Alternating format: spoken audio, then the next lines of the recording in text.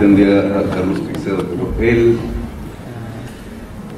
Carlos Caicedo cuando habla invita, seduce a la agitación. Pero yo quisiera un poco, en esta intervención que tiene que ver con la Constitución del 91, con el constituyente, sin entrar en una profundidad jurídico-liberal, tratar de aterrizarla a la realidad contemporánea de lo que estamos viviendo. Algo que llaman un proceso de paz, unas correlaciones de fuerza regionales, territoriales y nacionales, un gobierno, el actualmente existente, unas experiencias que hemos vivido nosotros, una sociedad que está allí casi como espectadora, a la que se le convoca a aplaudir o a rechazar, depende del actor político que esté en ese momento. Y me parece que el momento debería llevarnos a una acción colectiva y a explorar cuáles son los espacios y las formas de esa acción colectiva. Hace 2 meses, en febrero, no recuerdo la fecha, estando en México, analizando una realidad mexicana cada vez más parecida a la nuestra, fui invitado a hablar con las FARC y tuve una experiencia ahí personal, vivencial, diría yo, algo extraña, que yo quisiera transmitirles un poco a ustedes, que la inmensa mayoría, con algunas muy pocas excepciones, ni siquiera habían nacido cuando se hizo la Constitución del 91. Y por tanto estamos ante una realidad que es muy diferente a la que nosotros vivíamos cuando hicimos la Constitución del 91. Yo no fui constituyente, pero hice parte del movimiento mayoritario allí, y muchísimo menos de los antecedentes que llevaron a la Constitución del 91. Cuando me reuní con la FARC, se encontraron una especie de 2 mundos. Eso fue lo que yo sentí en unos instantes muy intensos.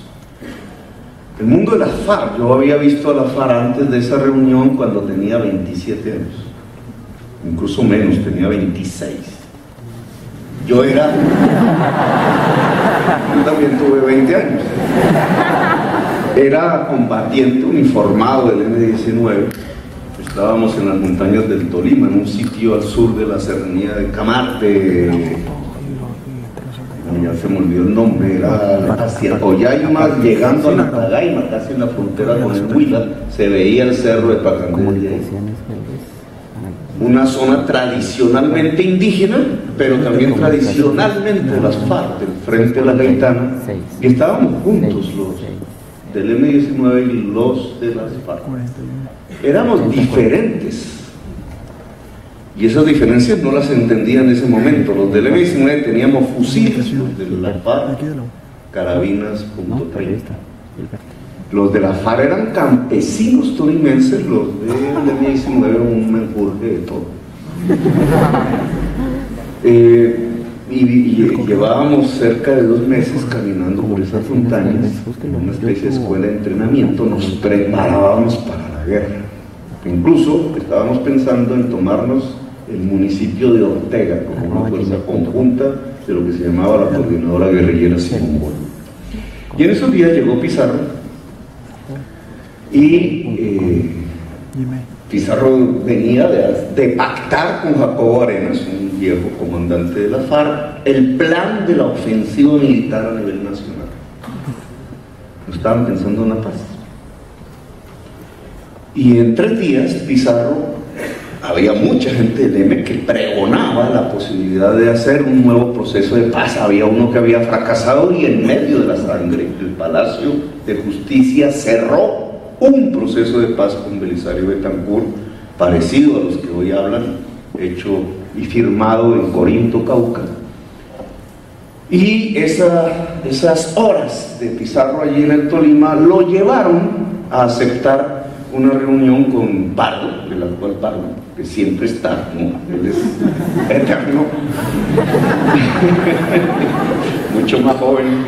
Llegó allí con varios funcionarios y empezó una discusión. Un día se cerró la discusión con un comunicado que decía el M-19 va a aparecer. Era primero el M-19 y el gobierno nacional. Esas son formas interesantes. El M-19 y el gobierno nacional convocan a la nación, y esta palabra subrayenla porque va a ser importante ahora. Convocan a la nación a un proceso de paz. Y 3 párrafos, el segundo párrafo lo hice. Me llamaba Aureliano, porque a mí me ha encantado García Márquez, allá de la tierra de...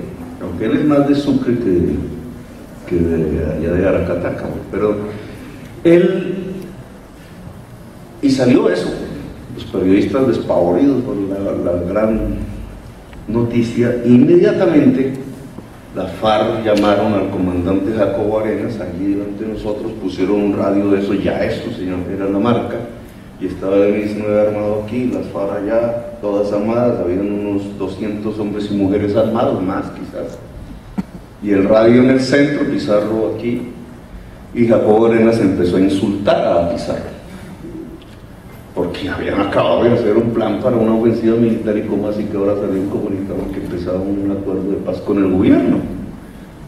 Jacobo Arenas le gritó traidor, y empezaron a sonar los fusiles y los ruidos propios de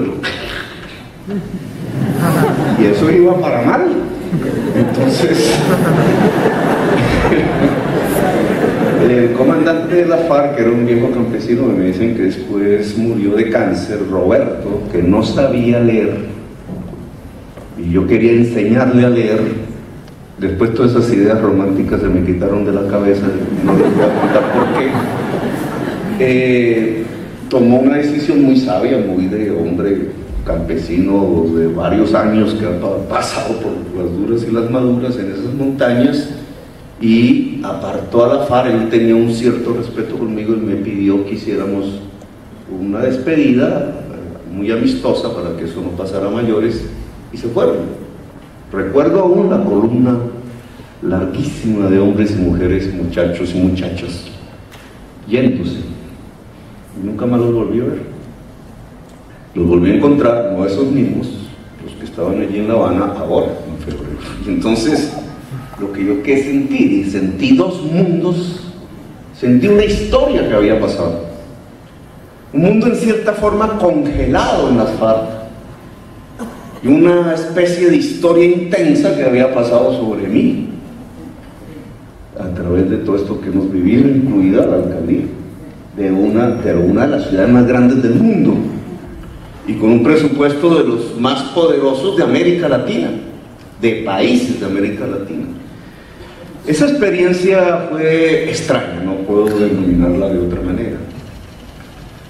Cuando empezamos a hablar y ellos empezaron a expresar, yo lo que veía eran guerrilleros como los que había visto cuando yo tenía 26 años. Con las mismas variables, los mismos valores, los mismos sentimientos. Lo importante era si el general se reía o no en las negociaciones de paz. Lo importante era si se había usado un avión militar en donde el comandante guerrillero tranquilamente podía ir a su frente. Esas eran las grandes motivaciones que lo llevaban a pensar que se estaba cumpliendo un proceso de paz.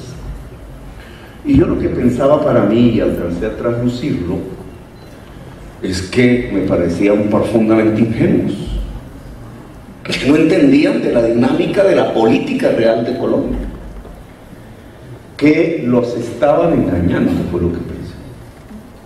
E incluso tuve remordimientos de pensar en esa palabra, engaño y rendición. Son remordimientos a los Ordóñez, porque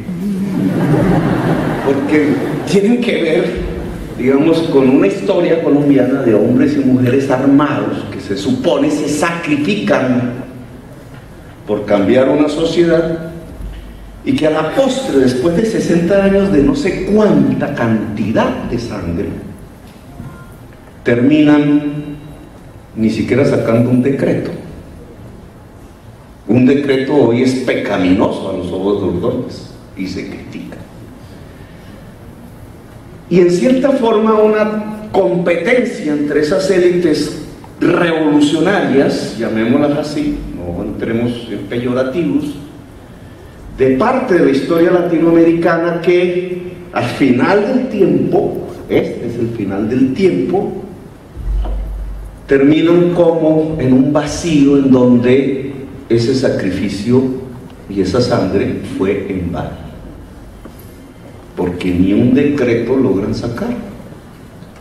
Eso desde la otra perspectiva, la del gobierno del presidente Santos. Santos dice en los cócteles: estoy haciendo una paz barata, dice él, desde su mentalidad y su mundo oligárquico, casi en el caso de los Santos aristocrático.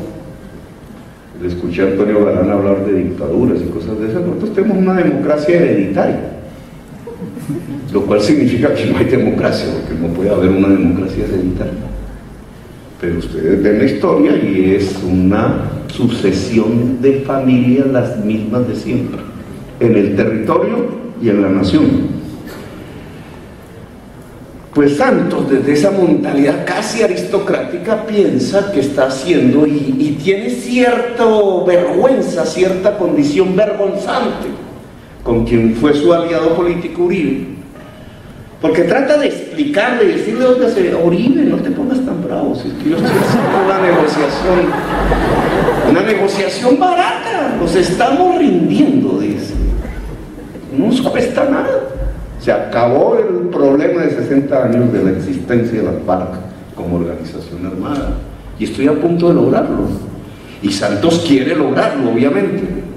El remordimiento de conciencia que a mí me caía en ese momento era: pero yo no puedo decirles a ellos que están rindiéndose, porque yo soy un hombre desarmado que no cree ya en la guerra. No puedo, como hombre desarmado, decirle a una gente que está ya metida en ese tierrero de las armas: oiga, sigan en las armas. Esa no es una propuesta hoy válida. Pero entonces, ¿cómo resuelven el problema de 60 años, de 3 generaciones en una guerra, sin resultados finales concretos en beneficio de la sociedad colombiana? A eso no se le podría llamar más que rendición, desde el punto de vista militar, si uno quedara atrapado bajo las lógicas militares. Bueno, tuve una segunda experiencia muy interesante hace poco, hace una semana, hace 15 días. Me invitó la universidad no la universidad, porque ahora hay que ser muy rigurosos. Me invitó un periodista gringo que hizo un libro sobre el Che, John Lee, se llama así, John Lee, en la Universidad de Nueva York. En Nueva York ningún presidente de izquierda latinoamericano hizo lo que él hizo, que fue llevar una serie de experiencias en un simposio tratando, el simposio se llamaba La historia narrada de la revolución, y era coger en estos 40 años desde la muerte de Allende las experiencias nicaragüense, cubana, venezolana, colombiana, uruguaya, chilena, etcétera, con protagonistas vivos, obviamente, de 2 generaciones. La que había querido hacer la revolución, obviamente ya con sus canas, y los jóvenes del hoy en esas mismas sociedades, hablando de lo que ellos creían había sido el episodio revolucionario. Incluso el simposio se dividió, fue entre la revolución, Cuba, la dictadura, Uruguay, Chile, Argentina, que fue en lo que desembocó finalmente, y el conflicto, Colombia, el conflicto eterno. Son temas diferentes, pero fue muy interesante porque allí estuvo Miguel Litín, el director de cine chileno, amigo de Salvador Allende. Allá estuvieron los cubanos viejos y nuevos de la revolución y los jóvenes literatos cubanos que no creen en esa revolución. Allí estuvieron el señor director de barricada de la revolución sandinista, que es, ¿cómo que llamaba la señora? Bueno, Chamorro, que él es un chamorro, el director de barricada de ese entonces, etcétera, eran dos mundos. Y en cierta forma era algo parecido a lo que había vivido en mi reunión en La Habana con los FARC. Dos generaciones muy distantes en el tiempo, pero contemporáneas vitales. Una que estuvo en el contexto de cómo hacer una revolución y se metió en ese tierrero y se sacrificó.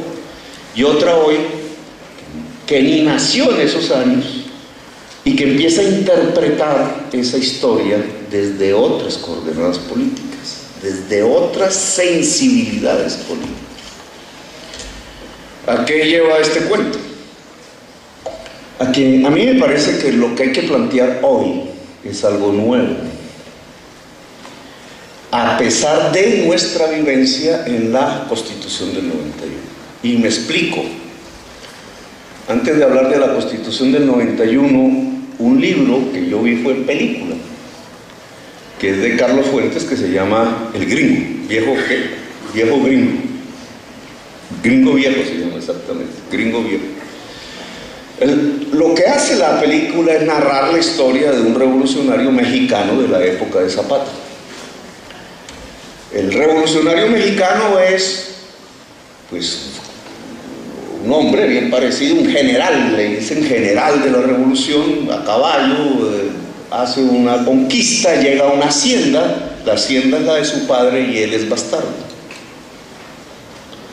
Y él empieza a girar con su caballo al interior de la hacienda, buscando las escrituras de la hacienda. Y permanece y no las encuentra y pasan los días y mantiene su fuerza armada allí, hasta que sus comandantes empiezan a decirle: oiga, usted tiene que salir a tomar su tal ciudad, y él no sale, él está embelesado en las escrituras, hasta que lo terminan fusilando, porque desobedece el mando militar, por quedarse a buscar las escrituras. A veces pienso, ¿qué es eso? ¿Qué es lo que refleja ese libro desde el punto de vista latinoamericano? Una cierta élite bastarda. A los Ordóñez, él diría bastardos, ustedes no son de la sangre pura. Una cierta élite que se crió en estas, entre otras, en esta universidad y otras, ¿cierto?, que se vuelve una contraélite de la élite dominante, acude a las armas, acude a la rebelión, pero termina siendo más rebelde que revolucionaria. En lugar de ir a la transformación, que hacía tiempo no escuchaba esa palabra, la transformación estructural, dice Carlos Caicedo, va es a la reforma, a la forma, ni siquiera a la reforma, sino a la forma, y termina simplemente disputando el que lo dejen de llamar bastardo para que lo llamen legítimo, tratando de conseguir las escrituras. Esas escrituras en la historia latinoamericana se llaman constituciones. Y a veces hemos girado una y otra vez en guerras, unas y otras guerras, tratando de hacer constituciones.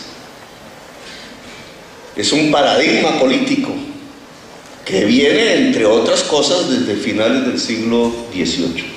Los franceses, los gringos, las dos grandes revoluciones de finales del siglo XVIII, que casi automáticamente los jovencitos latinoamericanos de esa época, de la élite, tomaron como sus propios principios.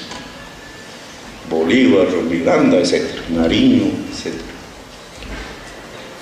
Y ese paradigma de creer que se constituye una república democrática, que es lo que hace la Revolución Francesa, una nación, que no es mentira, lo hicieron, ha seguido girando en la mentalidad latinoamericana de las contraélites de manera permanente desde finales del siglo XVIII hasta el día de hoy.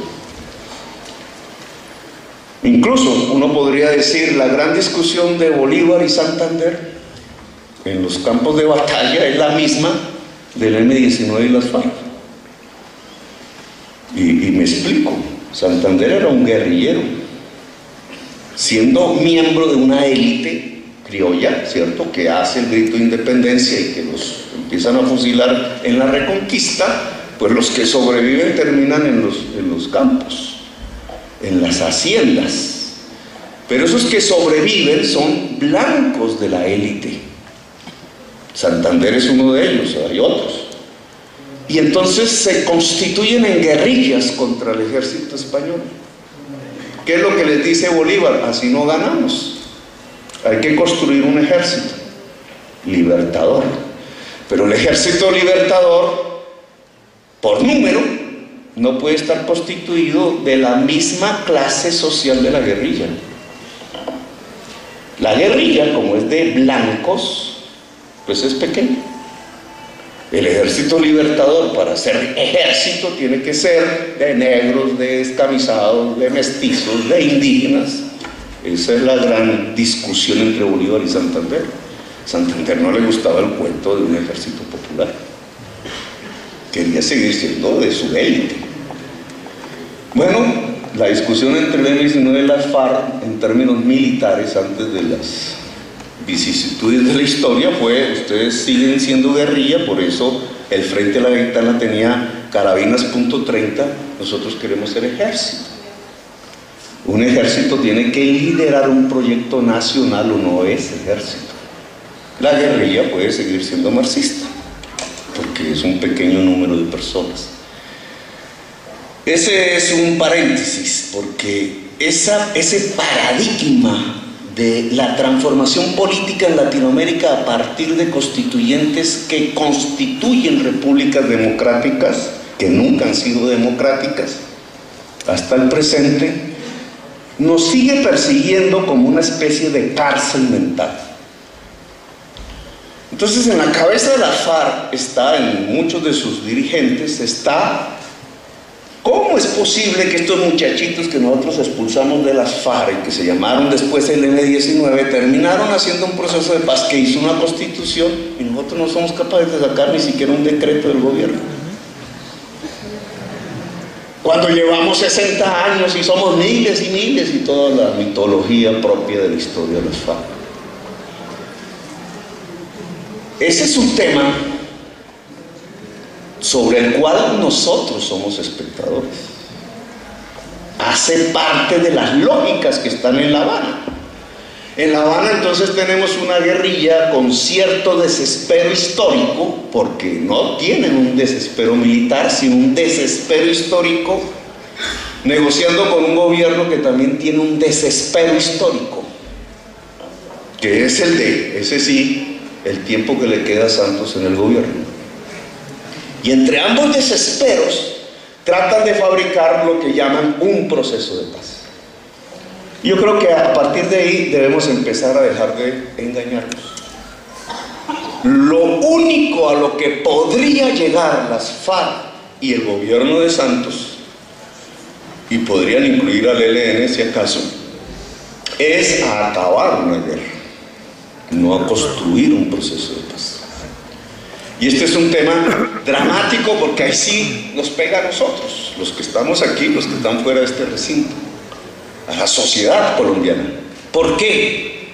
Porque la historia de Colombia, de 2 siglos por lo menos, es la historia permanente de acabar guerras para comenzar guerras. El eterno círculo del hombre armado a caballo con las cananas cruzadas sobre el pecho buscando las escrituras. Que ya no es tan romántico como el libro o como la época de Zapata, sino que ahora está cruzado con todas las realidades del narcotráfico, los ejércitos privados del narcotráfico, las mafias de la política, las relaciones entre las familias hereditarias y los ejércitos privados, la transformación de los ejércitos privados en redes delincuenciales de carácter transnacional, etc. Si lo que estamos es terminando una guerra, y hay que terminarla, la pregunta es: ¿cómo impedimos que comience una nueva guerra? Y ustedes tienen los elementos para pensar hoy, fácticos, de que puede comenzar una nueva guerra. Que el ELN no hace la paz y simplemente espera. y se vuelven 10.000 o no. El ELN nunca tuvo 10.000 combatientes, solo necesita esperar y les pone el brazalete rojinegro, o peor aún, y quizás lo más posible, el paro armado paramilitar que acaba de suceder, con el nombre que quieran ponerle, es simplemente el anuncio de una nueva guerra, más intensa en términos no de las lógicas políticas del siglo XX entre socialistas y capitalistas, sino las lógicas del siglo XXI, que son las mismas de los señores de la guerra en Irak alrededor del petróleo, de donde sale una cosa que se llama ISIS, que jamás un revolucionario hace 30 años árabe hubiera imaginado que podía arrancar, que son las mismas lógicas de los ejércitos africanos que se combaten entre sí alrededor de los diamantes, etcétera, y que se constituyen en señores de la guerra, que son las mismas lógicas de los cruces entre recontras y resandinistas de Nicaragua y revolucionarios y recontras en El Salvador, que se han juntado para constituir simplemente redes de exportación de cocaína dentro de los Estados Unidos, etcétera. Las nuevas lógicas del siglo XXI pueden impactar en la sociedad colombiana de tal manera que lo que se acaba es simplemente una guerra y comienza otra. Incluso esto debería llevarnos a un análisis de qué pasó con la Constitución del 91, en donde ustedes, la mayoría, no habían nacido. Pues de las mismas sensaciones que yo tengo de este análisis surge un tema. El proyecto del M-19 es un hijo legítimo, o bastardo, dirá Ordóñez, de el siglo de las luces, de la Revolución Francesa. Igualito en la misma línea histórica que cruza por Bolívar, que atraviesa ya por el Partido Liberal de Antonio, no sé si sigue en el Partido Liberal, que pasa por el Partido Conservador tradicional, así sea un barniz, pero que tiene que ver con el mismo paradigma que nace allá en aquellos finales del siglo XVIII. Nosotros queríamos construir una república democrática, una nación, pero lo estamos haciendo en 1991, no en 1783, 89 o en el 1810 o 1819, ni siquiera en el 1848 de las grandes revoluciones románticas, ni siquiera en el 1871 de la Comuna de París.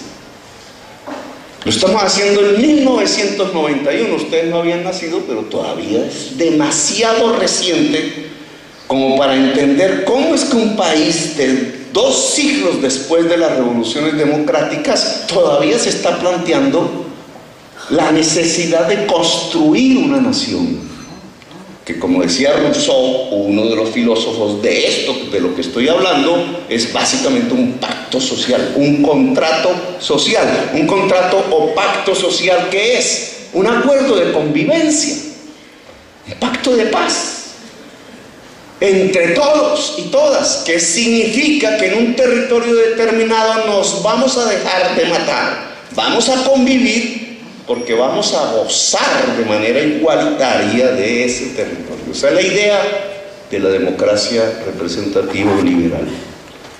Todavía en 1991 estaba planteada. Y todavía habría que ver que un sector de la FARC y de la sociedad plantea hacer lo mismo en el 2016. ¿Era pertinente o qué pasó con esa idea de construcción nacional del M-19 y de quienes participaron en la constituyente del 91? Porque el M-19, incluso con otras fuerzas exguerrilleras, llegó a ser 25 de 70. Ustedes han observado los triunfos electorales de la izquierda, ¿cierto? Latinoamericana, que Argentina, que dicen que es de izquierda, que Brasil, que sí, que Venezuela, etc. El primer triunfo de la izquierda fue en Colombia. Nosotros fuimos los precursores. Imagínense ese evento en aquella época. Unos muchachos, todavía éramos muchachones, Pizarro tenía, no llegaba a los 40, creo, 39 creo, y era el comandante. El más viejito era Navarro, había unos más viejitos. Entonces, unos muchachos y muchachas acaban de salir del monte, huelen a monte. No nos decían como ahora, no éramos atractivos para las sociedades entonces, nos rodeaban, nos sacaban fotos y todo eso, nos miraban por encima del hombro. Y a los cuantos, claro, matan a Pizarro, pero a los cuantos meses de dejar las armas, ganan las elecciones. Es un hecho histórico, una revolución, decía Otipatín, él creía eso. No había pasado, la última vez que alguna cosa de esas de izquierda había ganado en América Latina en elecciones era Salvador Allende. Y por eso recuerdo aquí la reunión de Nueva York reciente. Salvador Allende, 73, yo tenía 13 años. Ustedes, yo no sé si sus padres incluso estarían, sí, gana las elecciones, hace un gobierno, ese sí, de transformaciones estructurales y taquete, lo derrotan. Entonces, esta parte de la historia, ¿para qué? Porque al llevar nosotros un propósito de construcción de una nación en la Constitución, se nos olvidaron varios temas. Nos pasó exactamente lo mismo de Gringo Viejo, al punto que los guerrilleros de Cananas a caballo terminaron con corbatas y se volvieron uribistas, tanto que le dieron vuelta a la hacienda. Eran rebeldes, no revolucionarios, no había una transformación estructural. La idea de construir una nación democrática era muy democrática, pero la realidad del país era que no eran los proyectos nacionales los que empezaban a dar respuestas, sino que eran los proyectos territoriales y locales los que estaban dando respuestas, y no para aplicar la Constitución del 91, sino para destruirla. Si la Constitución del 91 lanzaba la idea que una reforma agraria, la propiedad democrática de la tierra, es la base de la inclusión ciudadana del campesinado en la nación, léanse Hannah Arendt, liberal judía perseguida por los nazis y filósofa hoy muy importante, no sé si ha muerto. Léanla. Tiene una frasecita por ahí en alguno de sus libros que dice: las naciones las constituyen los ejércitos campesinos cuando levantan la bandera de la nación.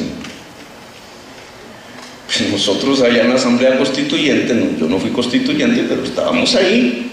Lo que estábamos era convocando no un ejército campesino, habíamos sino a los campesinos a volverse un ejército ciudadano para levantar la bandera de la nación democrática.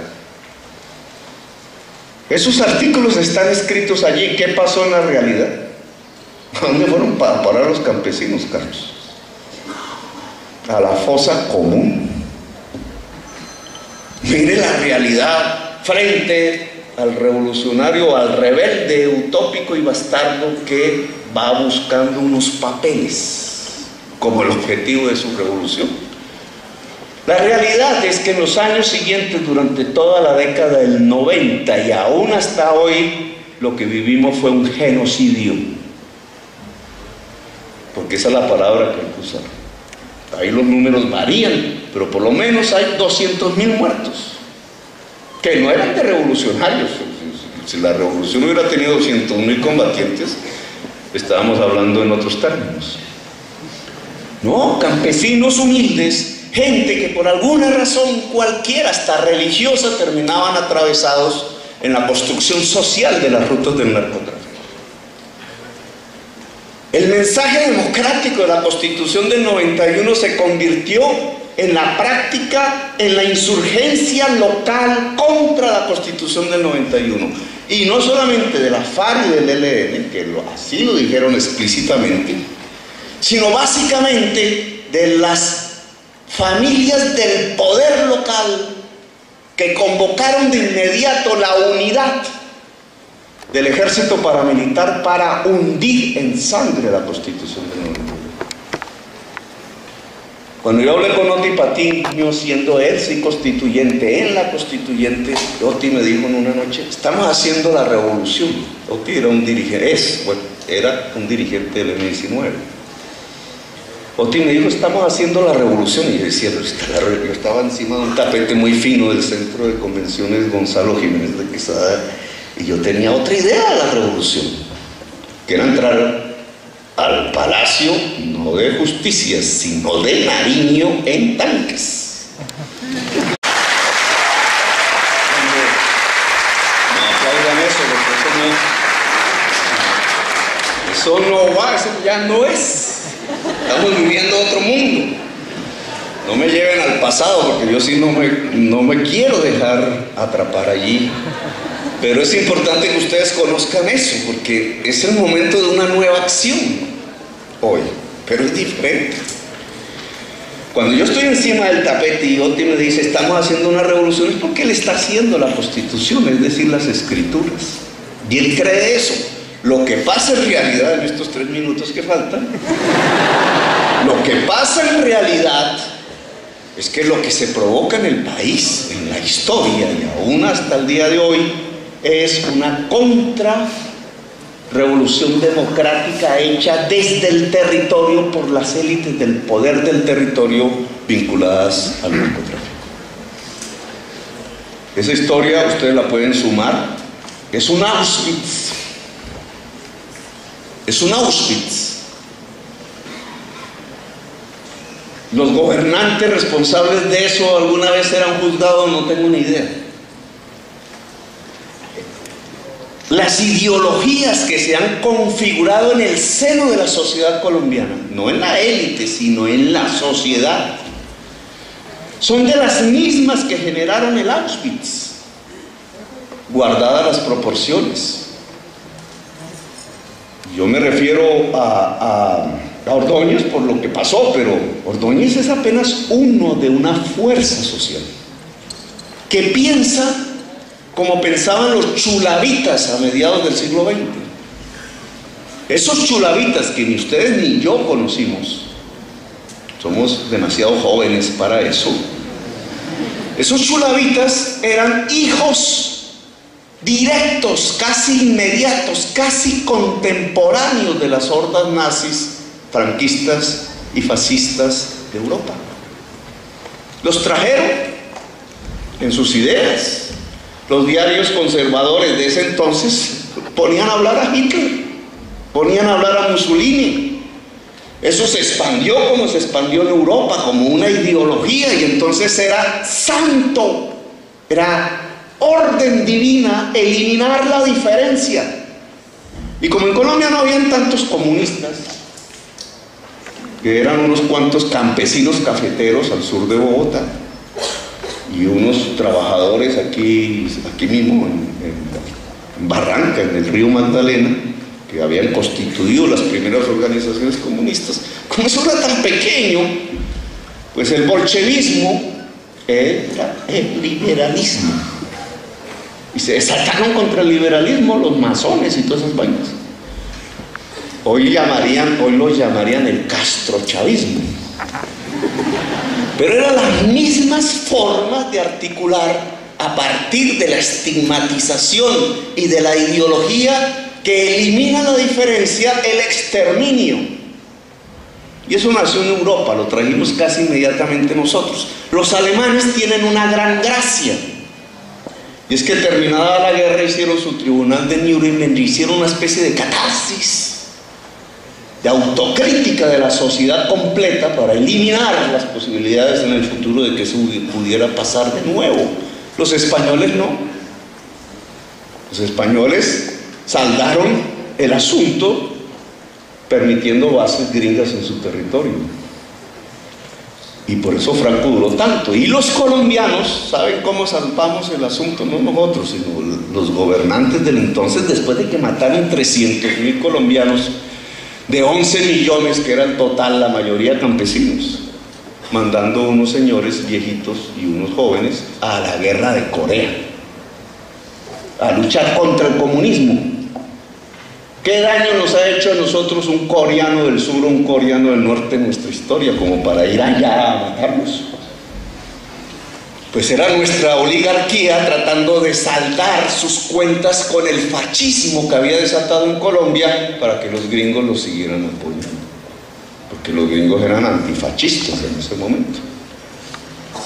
Esa ideología ha permanecido aquí, porque no hicimos la catarsis, no hicimos el tribunal de Nuremberg, no hay ninguna autocrítica.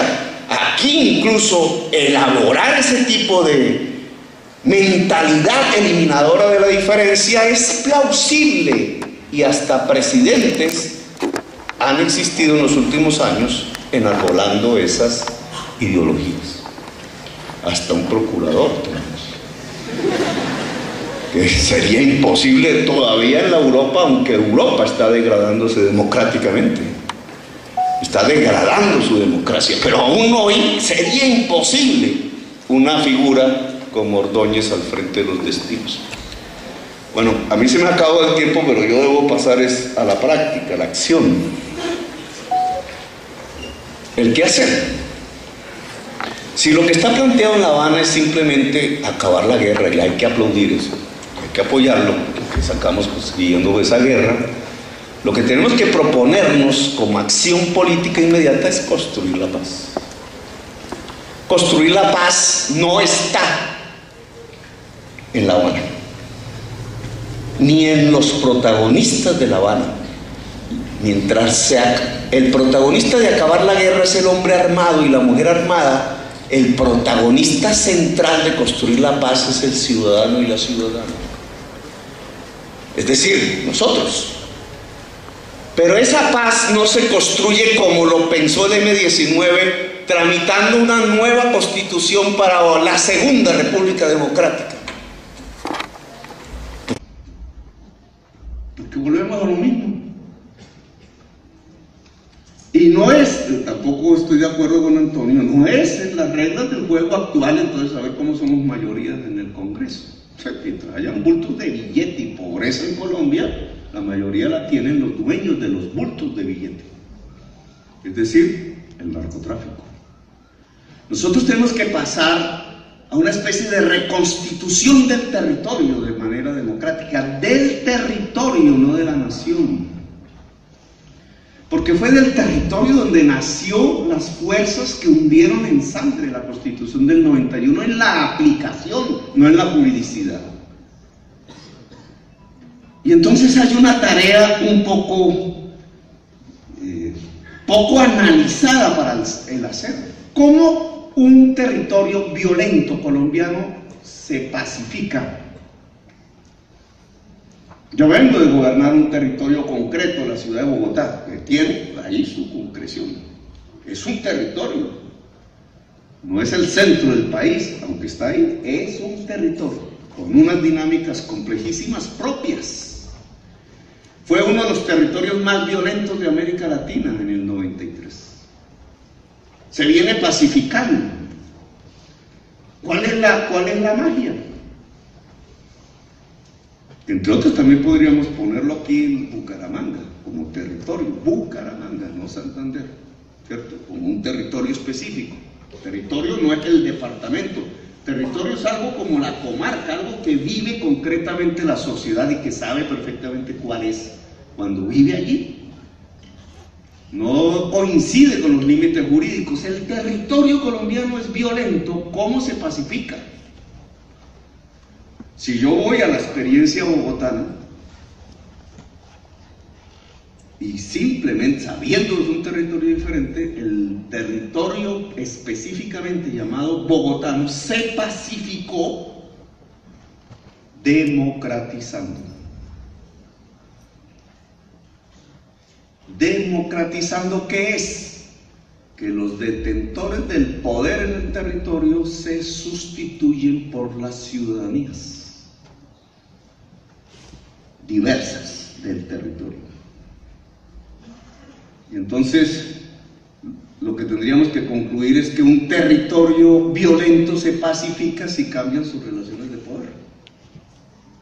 que actualmente en la mayoría de los territorios violentos es de familias ligadas a organizaciones narcotraficantes. Pero no todo territorio es igual a otro. Si esto es así, entonces lo que concebimos como una constituyente no puede ser el remedio y la imitación del 91, sino que tendría que ver con la constitución del territorio desde el punto de vista democrático, que implica una cesión de poder, tal cual el proceso de paz en Sudáfrica implicó una cesión del poder. Pues aquí no lo pinta la prensa magnífico, hermanitos cristianos se abrazaron, jugaron un partido de fútbol. No, señores, los blancos tuvieron que dejar la presidencia. Si no, ¿cuál era el sentido de ese proceso de paz? No es un proceso religioso, aunque puedan existir variables religiosas, es un proceso político, y todo proceso político tiene que ver con el poder. Luego, si en Sudáfrica lograron la convivencia negros y blancos a partir de una cesión del poder de los blancos, que no fue total porque se quedaron con el poder económico, pero cedieron el poder político, pues en el territorio colombiano, no digo en la nación, en el territorio colombiano tendríamos que presenciar procesos destituyentes del poder y constituyentes de la democracia. El filósofo Negri habla de eso hace poco, leí una entrevista. Todo proceso constituyente es un proceso destituyente, si no, no es. Pero un proceso constituyente no es un aparato representativo al estilo liberal, como el que hicimos en el 91 de una Asamblea Nacional Constituyente en el Centro de Convenciones en Bogotá. Esa historia no hay que repetirla. Ya pasó, ahí hay una constitución, mal que bien, democrática, pero no aplicable. Y no es aplicable porque en el territorio hay otro poder que no permite aplicarla. Luego, si vamos hacia un proceso de paz, no simplemente acabar una guerra, que puede ser seguida por otra, sino a construir un proceso de paz en cada territorio colombiano, tendríamos que presenciar un proceso de destitución de un tipo de poder y de constitución de una democracia, que es un proceso constituyente, pero que no tiene que ver con los dispositivos, los mecanismos propios de lo que fue el proceso de la Asamblea Nacional Constituyente del 91. Es un proceso de la sociedad. Y discúlpame aquí que ¿quién iba a seguir hablando después de mí? No, es un proceso de la sociedad, no es un proceso hacia. Gracias, compañero.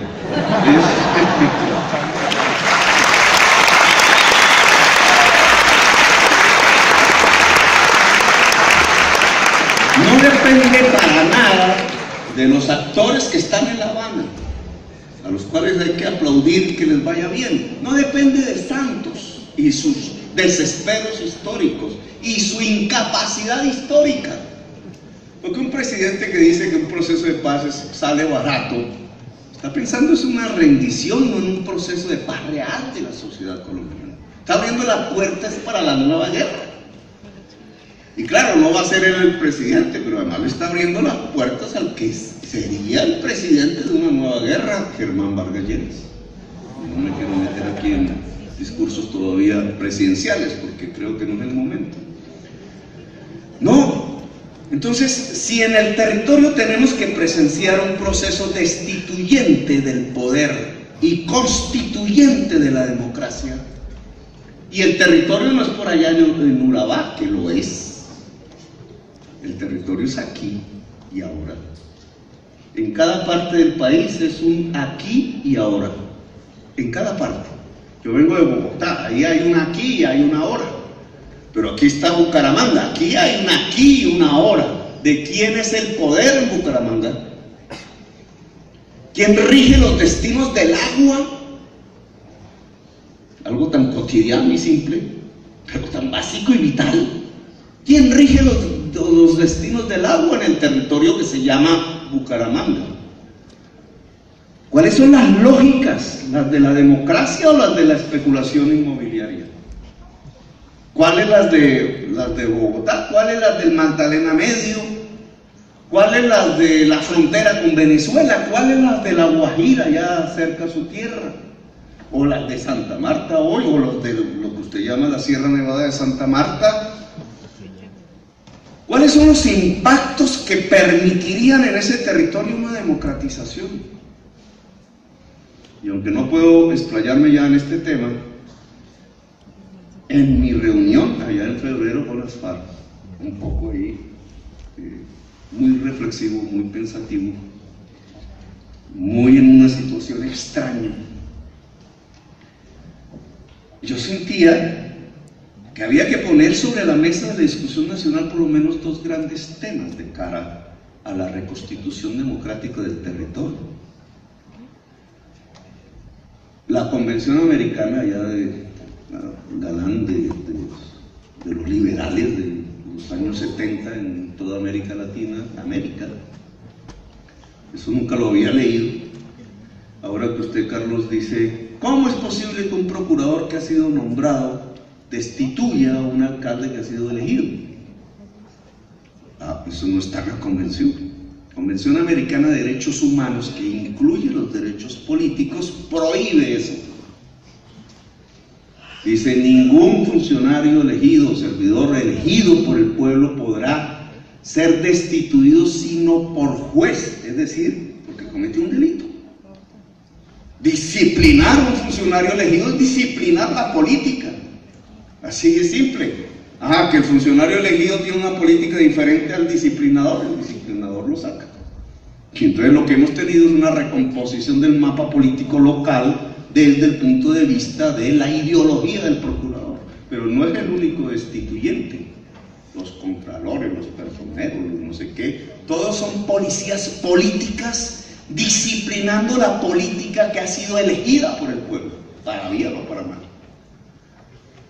Pues en la Convención Americana que hicieron los liberales latinoamericanos de la década de los 70, con los gringos, está una constitución, una escritura mínima de pacto de convivencia. Ahí está prohibido eso.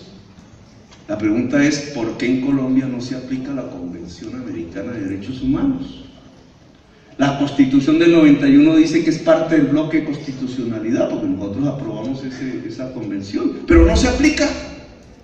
El mismo procurador sale a Venezuela a decir, ustedes no están aplicando las decisiones de la Comisión Interamericana de Derechos Humanos porque tienen preso al señor, o sacaron una parlamentaria, la echaron, un contralor, y al que está preso, López, no lo dejaron ser candidato por un contralor que no es un funcionario elegido.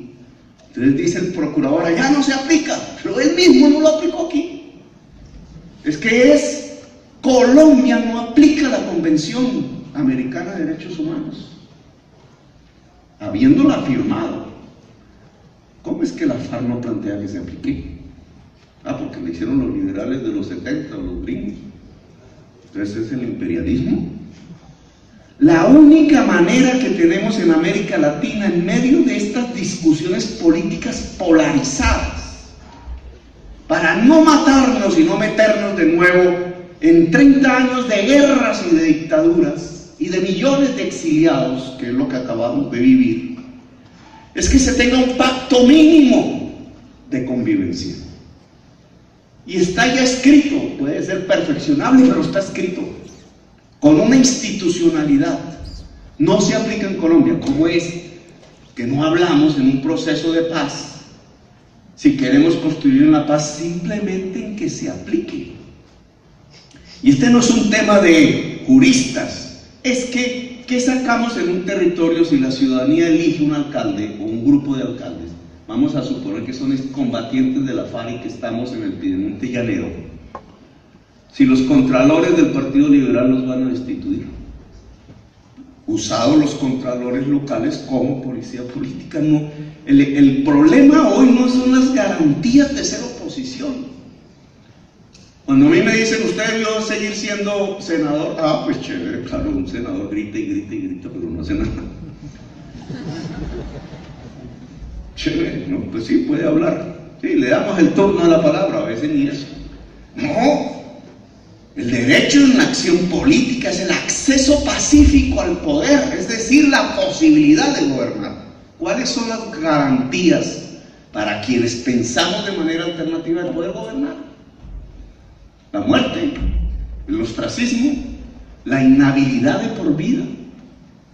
Para mí es peor la inhabilidad de por vida que me maten.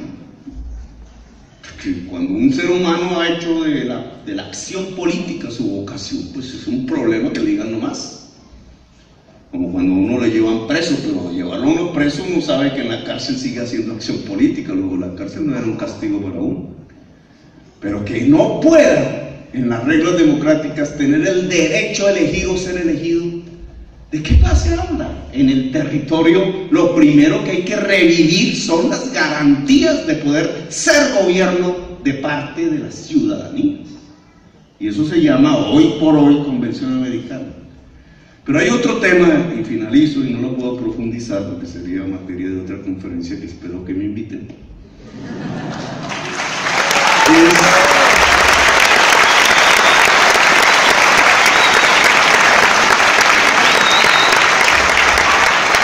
Es un tema que nosotros volvimos central en la acción en el territorio bogotano y fue por el que me destituyeron y me inhabilitaron, que es la mitigación y la adaptación frente al cambio climático. Es un tema complejo, obviamente tendría que hablar una hora más, pero no puedo. El cambio climático, no, brevemente, el cambio climático lo produjimos nosotros, lo produjeron los poderosos. Gases acumulados de CO2 equivalentes, son varios gases que calientan el planeta y que al calentarlo mínimamente en un crecimiento de 1, 2, 3, 4 grados centígrados promedio, provocan cambios del clima de manera desastrosa, cada vez peor, que nos obligan ¿a qué? La humanidad está entonces en una disyuntiva hoy, no en 1991 cuando hicimos la Constitución, que ni se sabían las palabras. Hoy cuando estamos hablando de hacer un proceso de paz en Colombia, esa disyuntiva de la humanidad es: se cambia la sociedad, sus modos de consumo y sus modos de producción, o morimos. Ni Marx se imaginó esa tesis. Marx llegó a decir socialismo o barbarie, no Santos. Socialismo o barbarie llegó a decir Marx.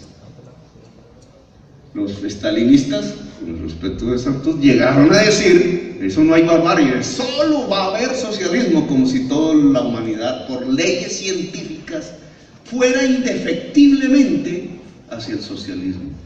Ese fue el siglo XX. Bueno, parece que es la barbarie. Parece que es la barbarie. Y véanlo en el mundo de hoy. La mayor fosa común no está en Colombia, está en el Mediterráneo, al sur de los países democráticos. Es la mayor fosa común de la humanidad y va en crecimiento.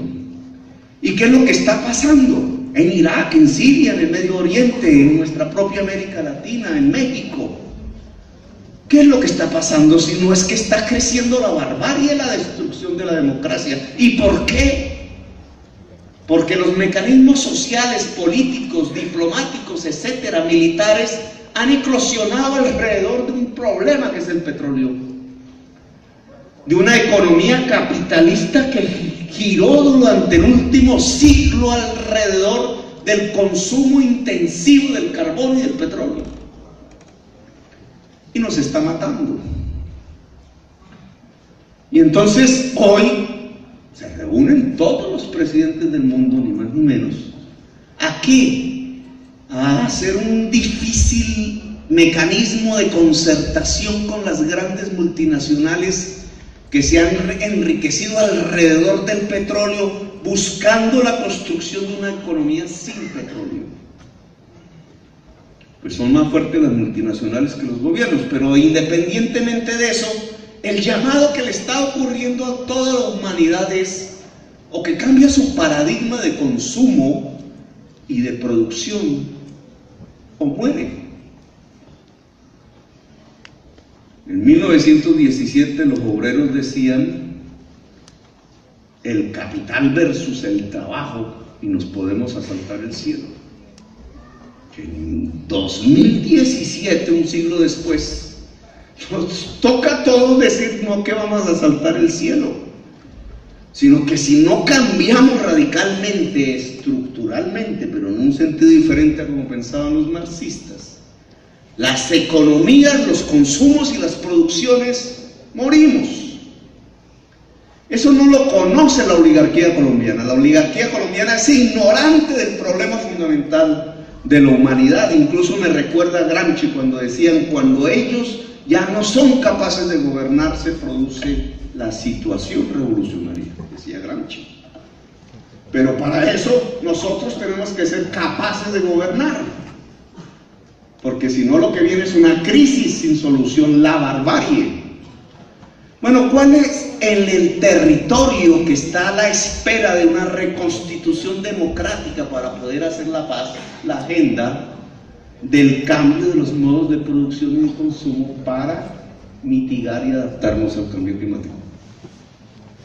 ¿Cuál? La FARC tenía una oportunidad de oro de plantear las transformaciones, pero la FARC no sabe el cambio climático.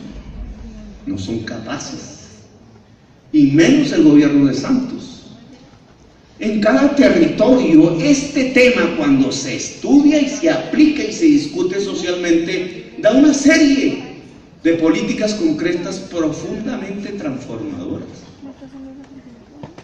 Solo les voy a poner un ejemplo. Pasar de 200.000 viajes en bicicleta a 700.000 viajes diarios en bicicleta en Bogotá significa 500.000 de jóvenes que deciden coger una bicicleta para salvar el mundo.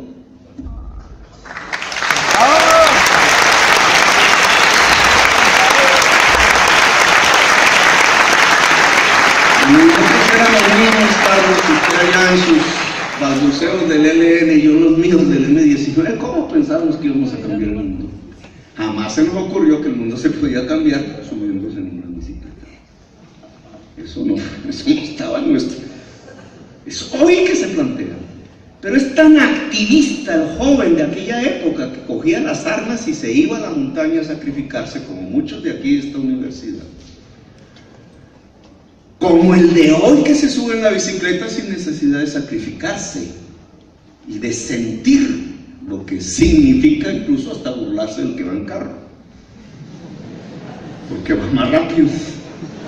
Pero, digamos, cada elemento de la política cotidiana en el territorio está cruzado por algo que yo llamaría la biopolítica, es decir, una especie de tensión entre políticas de la muerte y políticas de la vida. Y ahí, si el señor Peñalosa, que aquí hablaron muy mal de él, yo no hablo mal de él, decide acabar la reserva Tomás Van der Hamen, ¿qué está haciendo? ¿Una política de la vida o una política de la muerte? ¿Para qué? Para una gran especulación inmobiliaria de 4.000 millones de dólares en manos de los 30 constructores empresariales más grandes de Colombia. El capital, que además la plata es de los bancos, entonces es de los dueños de los bancos, es decir, del propietario del tiempo. ¿Contra qué? Contra el oxígeno, contra la capacidad de absorber CO2, que es fundamental hoy para sobrevivir. Entonces, ¿qué tenemos? Una política de la muerte. ¿Qué va a suceder en la sociedad bogotana? Que la gente va a salir a pelear por la vida, pero medido en cosas concretas. Vamos a meter los buses diésel de Transmilenio aquí en Bucaramanga, porque en un tranvía no contaminante. Porque es que los buses los hace Volvo y Volvo está financiando a los dueños de los proyectos del BRT y las ciudadanías. ¿Qué dicen las ciudadanías? Etcétera, etcétera, etcétera. Cada territorio, al plantearse el tema del cambio climático, lo primero que hace es preguntarse cómo vamos a vivir en las nuevas condiciones. ¿De quién es el agua? ¿De quién es la tierra? Si yo lo pregunto en el Magdalena Medio, ¿cuál es la respuesta? Si yo lo pregunto en el Urabá, ¿cuál es la respuesta? Entonces fíjense ustedes que dos temas tan simples, aparentemente complejísimos, como la Convención Americana de los liberales de los 70, de la época de la CEPAL, que creo que en el gobierno estaba un conservador, que era Pastrana, que ayudó a hacer eso, y Pastrana viejo, Pastrana joven no llegaba a esas alturas, y la realidad contemporánea del cambio climático y de la necesidad imperiosa de cambiar las estructuras productivas, energéticas, de consumo, de movilidad, dan las posibilidades, los vientos a favor de una reconstitución democrática del territorio, es decir, de construir la paz. Pero para eso tenemos que tener un actor político que no es un partido, las ciudadanías actuando. Y aquí entonces finalizamos. Ustedes son aplaudidores, espectadores, analistas de lo que pasa en La Habana, que hay como especialistas en eso, o somos los actores fundamentales de la construcción de la paz y por tanto de un proceso constituyente local democrático hecho desde la base, que implica que cada uno de ustedes, hombre o mujer, muchacho o muchacha, con todas las diversidades de sentires, que ya ni siquiera es de intereses económicos, sino de sentires, ser se volvió más importante que tener en las sociedades del cambio climático.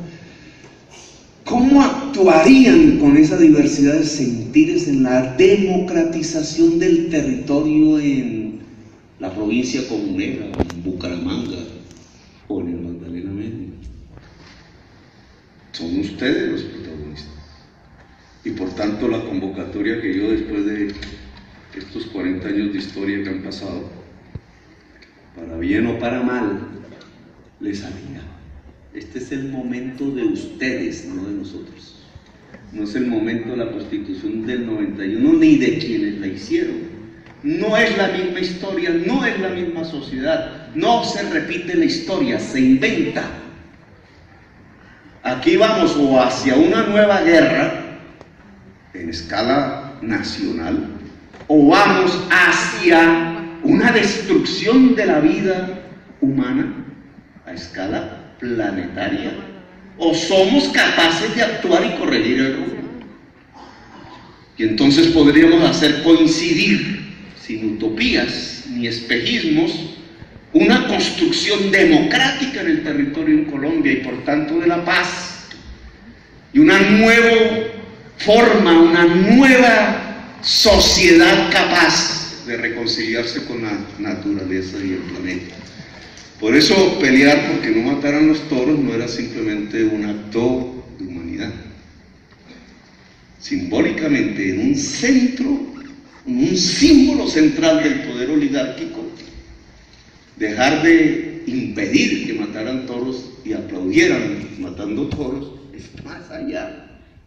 Es simbólicamente la contradicción entre la sociedad depredadora y finalmente suicida y la sociedad democrática que es capaz de otorgarle derechos a la naturaleza, porque de otra manera no son posibles tampoco los derechos de la sociedad y del individuo. Gracias, mi hermano.